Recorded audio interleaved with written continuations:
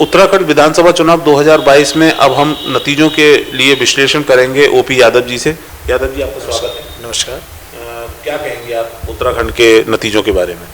देखिए, उत्तराखंड अपने निर्माण के बाद ही दो बाइपोलर पॉलिटिक्स का केंद्र बन गया है, कांग्रेस वर्सेस बीजेपी। इस बार आम आदमी पार्टी और बीएसपी थोड़ा बहुत कहीं ना कहीं, जैसे दलित पट्टी में बीएसपी और आम आदमी पार्टी अर्बन एरिया में मूवमेंट करती नज़र आ रही है सियासी तौर पे। लेकिन मैं मानता हूं कि लड़ाई सीधे बीजेपी वर्सेस कांग्रेस होगी, दो दलों के बीच में होगी लड़ाई।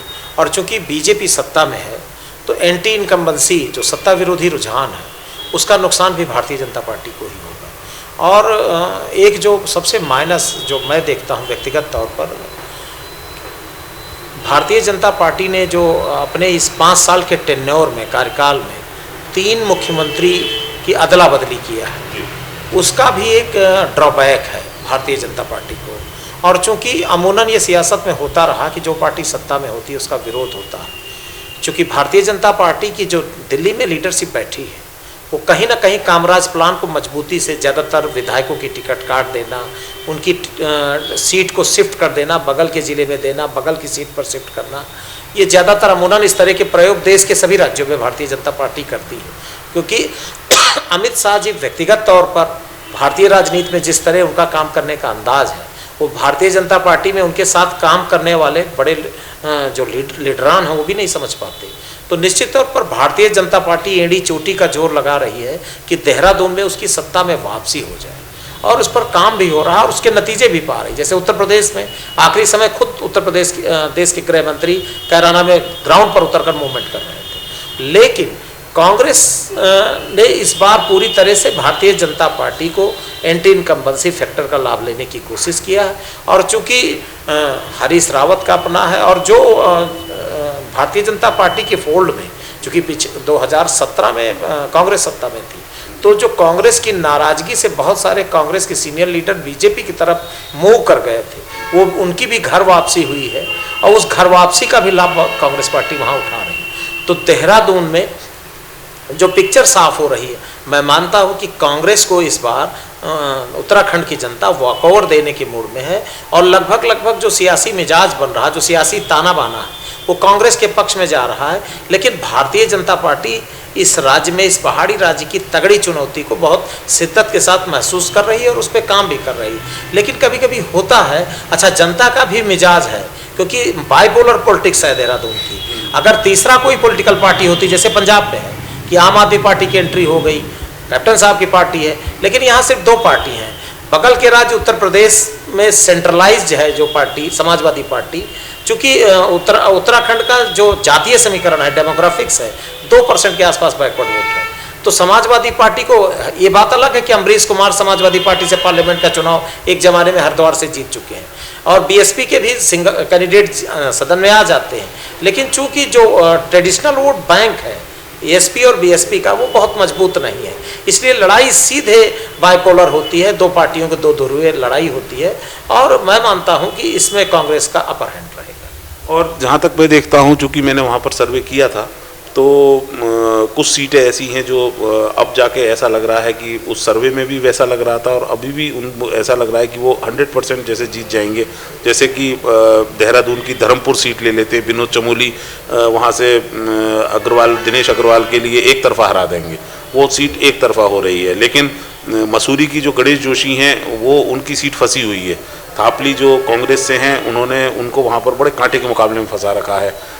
उसी तरीके से देहरादून में जो सहसपुर की सीट है, वहाँ से आरिंदर शर्मा और बीजेपी के जो सहदेव पुंडीर है, सहदेव पुंडीर 2 बार से वहाँ से विधायक हैं, लेकिन इस बार उनकी हार निश्चित लग रही है, क्योंकि उन्होंने अपने क्षेत्र में काम नहीं किया है। वो मोदी और धामी के नाम पर जितना भी वोट मांगा है, वो लोग, बीजेपी के ही लोग इस बार आरिंदर शर्मा को वोट कर रहे हैं।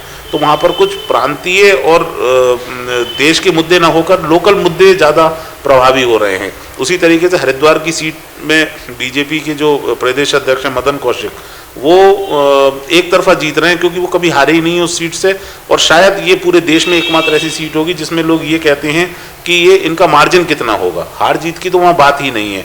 और कांग्रेस की तरफ से एक बड़ा शायद नेगेटिव फैक्टर रहा है कि उन्होंने जो सतपाल ब्रह्मचारी को उतारा है, और सिर्फ यही सोच के उतारा है कि सतपाल ब्रह्मचारी एकमात्र ऐसे उनके पास कैंडिडेट थे जो सिर्फ 8,000 वोटों से ही पिछली बार हारे थे।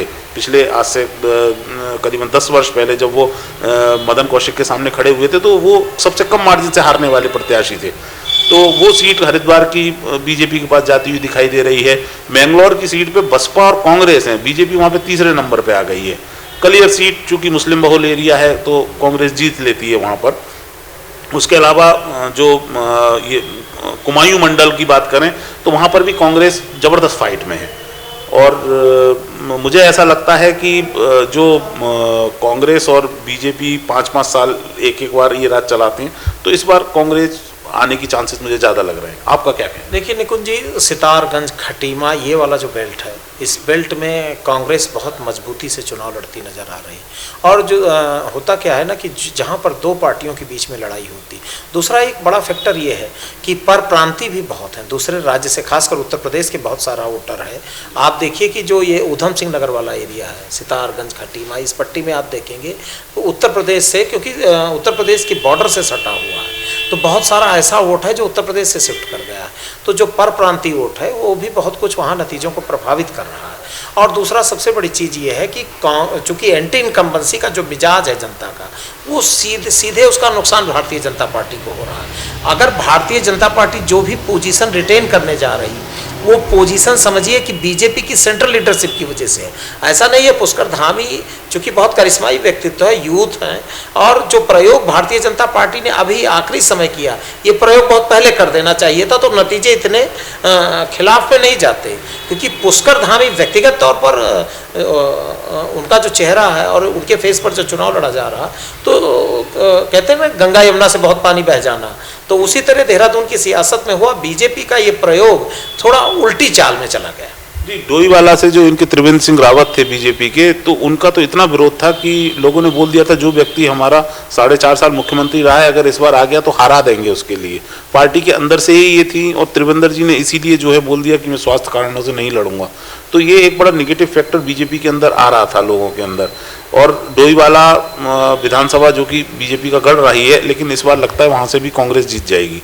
और बहुत सी ऐसी जगह हैं जो पिछली बार बीजेपी ने बहुत अच्छा बहुमत मिला था, 57 सीटें मिली थी, लेकिन इस बार काफ़ी ब्लैक करती हुई दिखाई दे रही है बीजेपी। लेकिन निकुंज जी, एक चीज़ और है, जो कांग्रेस ने जिस तरह कांग्रेस की जो लीडरशिप थे, जैसे देवेंद्र यादव वहाँ के प्रभारी हैं, उन्होंने हरीश रावत के साथ शुरुआत में तो मीडिया के गलियारों में एक खबर आई कि कोई ऐसी बात बिगड़ रही जहाँ से हरीश रावत उखड़ रहे हैं, लेकिन फिर लीडरशिप ने उसको मैनेज कर लिया। तो जो वहाँ के प्रभारी हैं, देवेंद्र यादव या हरीश रावत, इन लोगों के बीच का जो पैचअप हुआ और जो लीडरशिप के बीच में एंट्री हुई, उससे वो मैसेज जो भारतीय जनता पार्टी के, जैसे आप कह रहे हैं कि जो मैसेज हुआ कि आपकी लीडरशिप ही हार रही चुनाव, आपकी लीडरशिप ही फेलियर कर रही, इसको कांग्रेस ने बहुत समय से पहले ही पकड़ लिया। और जैसे शुरुआत में लगा कि हरीश रावत कुछ नेगेटिविटी कुछ ऐसी आ सकती है, तो चूंकि उनका कद उत्तराखंड की राजनीति में उनकी अपनी एक कद काठी रही है, उनका ये सियासी मिजाज रहा है, रसूख रहा है, तो उसको देवेंद्र यादव के वाया देवेंद्र यादव उसको बैलेंस कर लिया गया, वहाँ के प्रभारी के थ्रू उसको मैनेज कर लिया गया।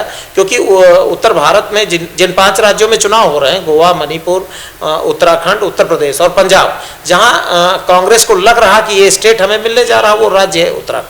इसलिए देवेंद्र यादव को तुरंत मैनेज किया गया कि आप इस चीज़ों को सिस्टमेटिक ढंग से लेके आगे बढ़िए, और जो बाहर फ्लॉट होने वाली चीज़ें हैं उसको कैसे रोका जाए, इस पे ऑपरेशन डैमेज कंट्रोल पे कांग्रेस ने बहुत मजबूती से काम किया, और उसके नतीजे भी देहरादून में मिलने जा रहे हैं। जी, और जैसे मैं चूंकि पहाड़ों पर भी गया, टेहरी वगैरह में, वहाँ पर पहाड़ों पे बहुत अच्छे रोड वगैरह बीजेपी ने डेवलपमेंट किया है, इंफ्रास्ट्रक्चर बहुत अच्छा किया है, लेकिन उसके बावजूद भी लोगों के अंदर एक पलायन का और बेरोजगारी का बहुत बड़ा मुद्दा है वहाँ पर, जिसकी वजह से शायद बीजेपी बहुत ज़्यादा लैग कर रही है।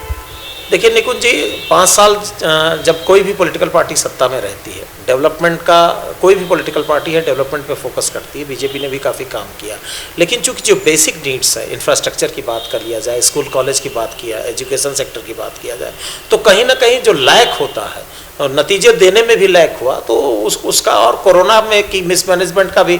अच्छा, जिस तरह कांग्रेस, देखिए, संगठित ढंग से चुनाव लड़ना ग्राउंड पे संगठित, अगर आपकी पहली पारी ही संगठित ढंग से शुरुआत हो गई है तो नतीजे भी आएंगे। भारतीय जनता पार्टी ने, और ये उत्तराखंड में ऐसा नहीं कि भारतीय जनता पार्टी में हो रहा, कांग्रेस का भी इतिहास देखिए, लगातार मुख्यमंत्री बदलने का रिकॉर्ड, ऐसा नहीं है। वो इस राज्य का सियासी तासीर और तस्वीर ही ऐसी है कि यहाँ शिफ्टिंग का जो पॉलिटिकल शिफ्टिंग है वो बहुत तेज होती है और तुरंत 5 साल के अंदर ही उत्तराखंड जब से स्थापित हुआ है, आप बहुत कम देखेंगे, पूरा इतिहास उठा करके देख लेंगे तो उत्तराखंड में ऐसा नहीं कि 5 साल सत्ता में रहने के बाद, जैसे मध्य प्रदेश में दिग्विजय सिंह दूसरी बार कांग्रेस से सत्ता में आए थे, ऐसा नहीं हुआ। इसी तरह बीजेपी में नहीं हुआ तो भैरव सिंह शेखावत रिपीट हो रहा है, ऐसा नहीं हुआ, क्योंकि वहां पर जो पॉलिटिकल शिफ्टिंग है उसका भी ड्रॉबैक पॉलिटिकल पार्टी को झेलना पड़ता है। जैसे देखा वहां पर कि कुछ एक सीटें ऐसी हैं जहां पर कि निर्दलीय और आम आदमी पार्टी वो नंबर 1 और 2 की लड़ाई में है, तो इस बार ऐसा भी होगा उत्तराखंड के अंदर कि कुछ निर्दलीय और क्षेत्रीय दलों के भी कुछ कैंडिडेट जीत के आएंगे और शायद वो बहुत ज़्यादा डिसिसिव होंगे, क्योंकि वो जिस साइड बैठ जाएंगे सरकार शायद उसी की बन जाएगी। निश्चित तौर पर देखिए, बीएसपी के कैंडिडेट वहाँ जीतते रहे और समाजवादी पार्टी भी, खासकर मैंने कहा ना सितारगंज खटीमा ये वाला जो बेल्ट है इसमें ताकत लगा रही है, और आम आदमी पार्टी शहरी एरिया में भी लगा रही, ग्रामीण एरिया में भी लगा रही। तो जो भी इंडिपेंडेंट या आम आदमी पार्टी या बीएसपी या समाजवादी पार्टी से जो भी कैंडिडेट सदन में पहुँचेंगे, अगर मान लो असेंबली हंग हो रही है तो निश्चित तौर पर उनका जो है कहीं ना कहीं वो जो मैनेजमेंट होगा, पॉलिटिकल मैनेजमेंट, सत्ता में आने का मैनेजमेंट, वो बहुत दूरगामी उसका असर रहेगा। क्योंकि मेरा ऐसा अंदाज है कि इस बार लगभग 34 से 36 तक सीटें कांग्रेस को, और बहुत नेक टू नेक फाइट है, और 32 से 34 तक में बीजेपी को लगता है, और जो अन्य दल हैं या क्षेत्रीय पार्टियां वो 0 से 4 तक सीटें जीतेंगी।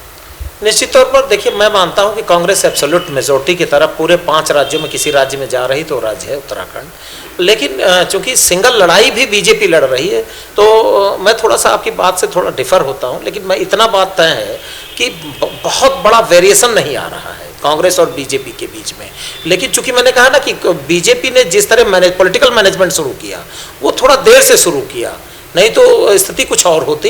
लेकिन मैं इतना जरूर मानता हूं कि एब्सोल्यूट मेजोरिटी की तरफ कांग्रेस कहीं बढ़ रही तो राज्य है उत्तराखंड। और चूंकि पिछली बार बीजेपी की 57 सीटें थी तो मुझे लगता है इस बार 20 से 25 सीटें बीजेपी कम हो रही। हाँ, 20 से 25 सीटों का डेंट हो रहा है भारतीय जनता पार्टी, निश्चित तौर।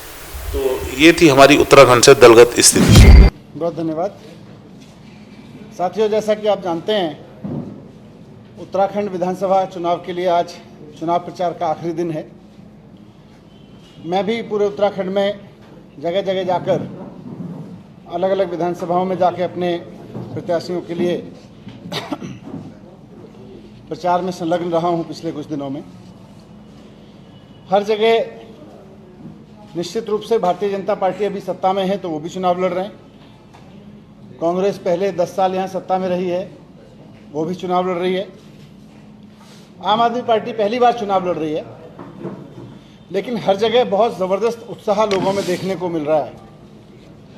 हर जगह लोग एक बात दोहरा रहे हैं कि हमने दिल्ली में अरविंद केजरीवाल जी के काम के बारे में सुना है, इसलिए आम आदमी पार्टी को मौका देके देखना चाहते हैं। हमने 10 साल कांग्रेस को मौका देके देख लिया, 10 साल बीजेपी को मौका देके देख लिया, अब की बार हम आम आदमी पार्टी को मौका देके देखना चाहते हैं। तो जिस तरह का चुनाव का माहौल मैं देख रहा हूं, मैं समझता हूं लगभग 2013 में यही स्थिति दिल्ली में होती थी कि कांग्रेस और बीजेपी वहां पे जमी हुई पार्टियां थीं लंबे समय से, और अंदर खाने जनता ने मन बना लिया था कि आम आदमी पार्टी को लेकर आना है। तो उसके बाद से दिल्ली की जनता ने मुड़ के नहीं देखा। मुझे पूरा भरोसा है कि उत्तराखंड के अंदर भी वोटर्स के मन में यही बात बार बार दोहराई जा रही है अपने मन में कि हमने बीजेपी को 10 साल देके देख लिए, कांग्रेस को 10 साल देके देख लिए, अब हम आम आदमी पार्टी को एक मौका देके देखना चाहते हैं, और एक मौका देना तो बनता है केजरीवाल जी को।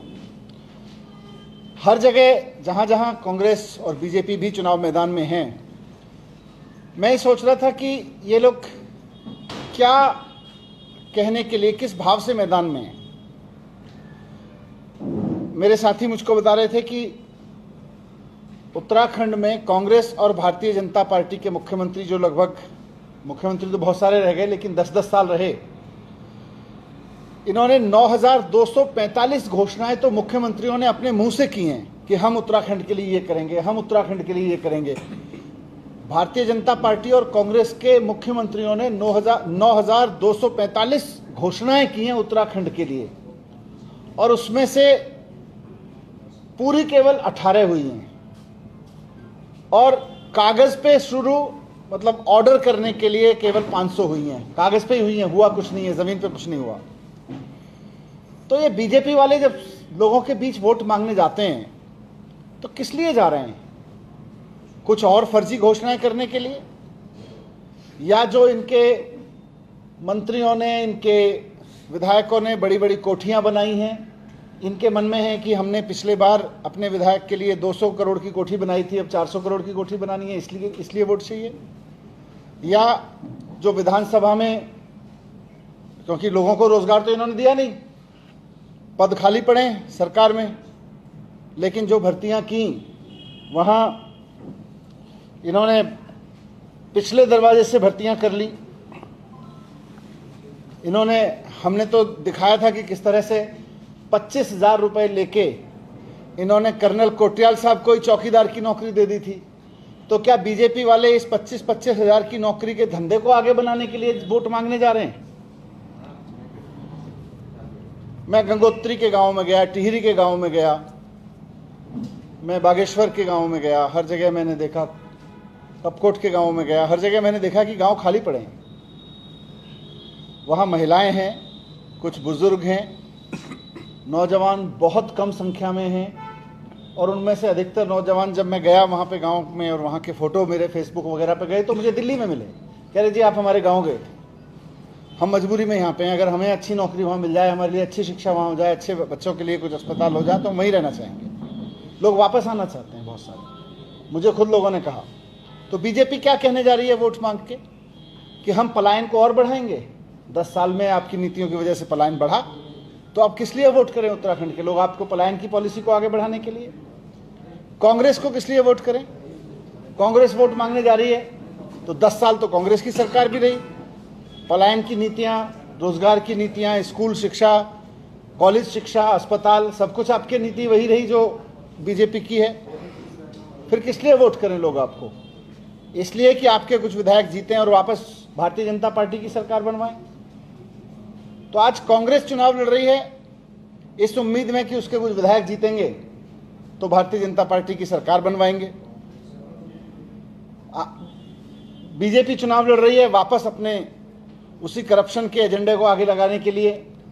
आम आदमी पार्टी चुनाव लड़ रही है स्कूल बनवाने के लिए, अस्पताल बनवाने के लिए, कॉलेज बनवाने के लिए, रोजगार देने के लिए, बिजली सस्ती करने के लिए, महिलाओं के सम्मान के लिए।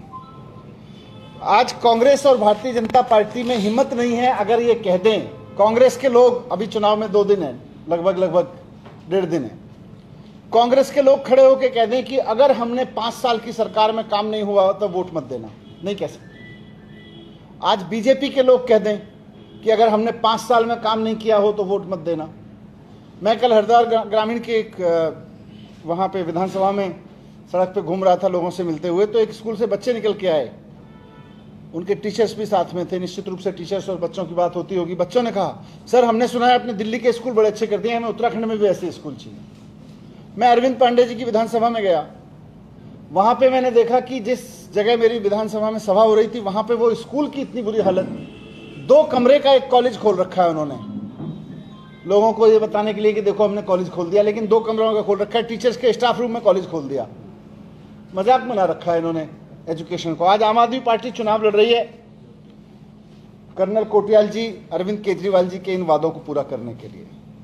इसमें अरविंद केजरीवाल जी की 10 गारंटियां हैं। समय समय पर अरविंद केजरीवाल जी ने उत्तराखंड की जनता के बीच रखी हैं।